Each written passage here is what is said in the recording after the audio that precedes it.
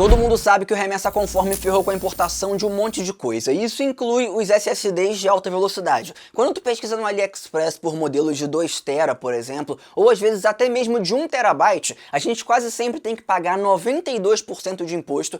Quando não tem que pagar isso, você é obrigado a pagar aqueles 20,48%. Isso tudo sem contar o fato de que as entregas estão demorando pra caramba. Eu tô com uma encomenda que eu comprei já no Remessa Conforme e que tá parado lá em Curitiba há mais de 12 dias.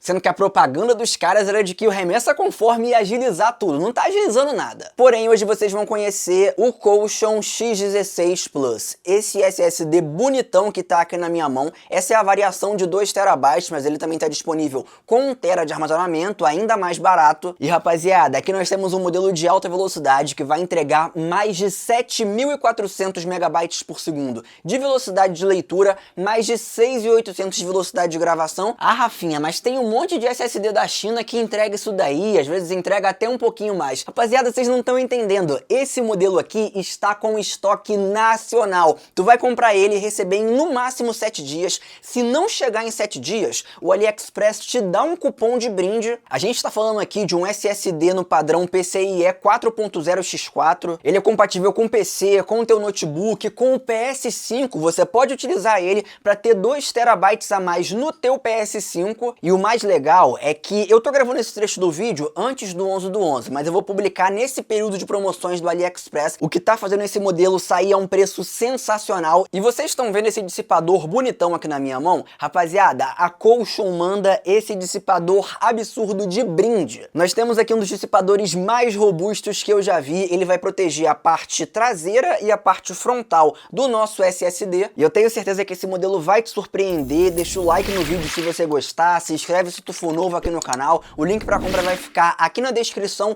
e no comentário fixado. Mas agora vamos parar de enrolar porque eu tenho muita coisa legal pra mostrar e pra testar aqui pra vocês.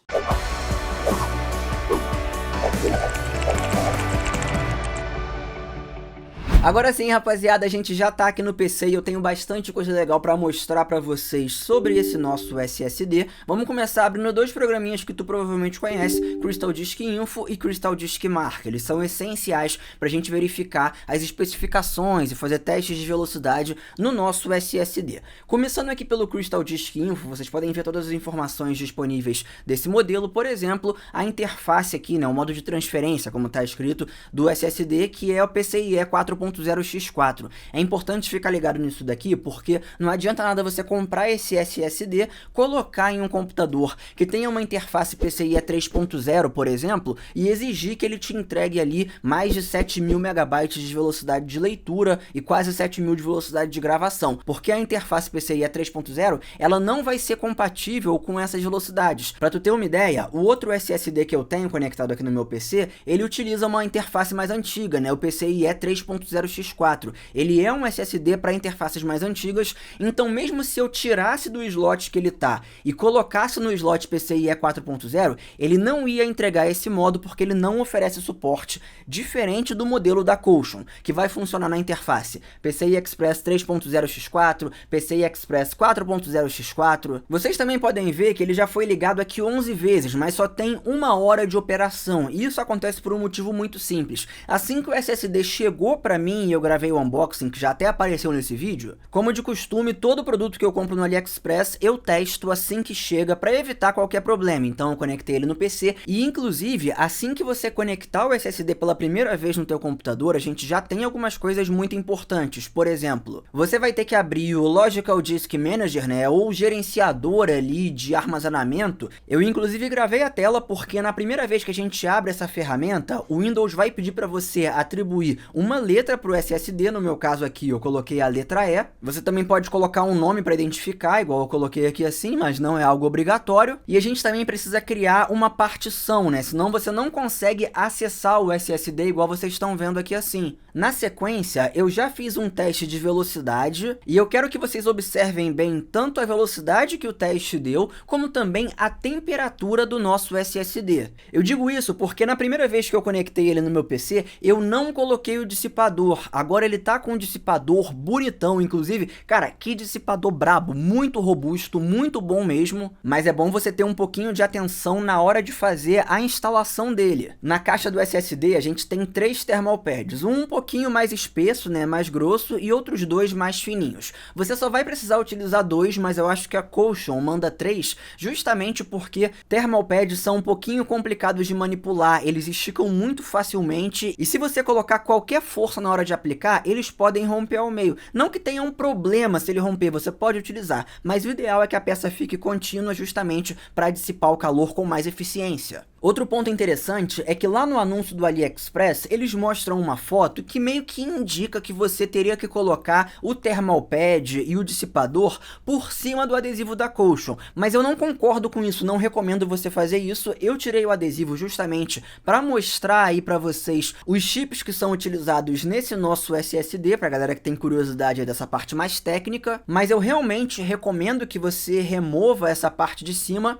porque se você não remover, não vai adiantar nada utilizar o dissipador. Não vai ter um contato ali direto entre os chips, entre o corpo, digamos assim, do SSD e o nosso dissipador mega robusto, por isso que eu removi. Mas eu vou repetir aqui para que fique bem claro. Cara, toma cuidado com o thermal pad, manipula ele com bastante calma, porque senão você pode arrebentar, você pode esticar demais, pode não colocar na área correta. Não esquece que ele possui 2 adesivos, um de um lado, onde você vai colar primeiro no corpo do SSD, e do outro lado ele vai ter um plástico onde você vai remover depois do thermal pad, já tá ali no SSD bonitinho, e aí você vai vir por cima e colocar o dissipador. Mesma coisa na parte de baixo, nesse caso eu já optei por utilizar o thermal pad mais fino que vem ali na caixa e guardei esse outro thermal pad para usar numa outra situação. Também é bom tomar cuidado para não colar esse thermal pad muito próximo do contato ali do SSD, senão quando você for inserir ele no teu PC, no seu notebook, no seu PlayStation, o thermal pad pode acabar encostando e a gente não quer que isso aconteça. Depois é só encaixar a parte de trás, parafusar, nós temos 4 parafusos, então ficou um negócio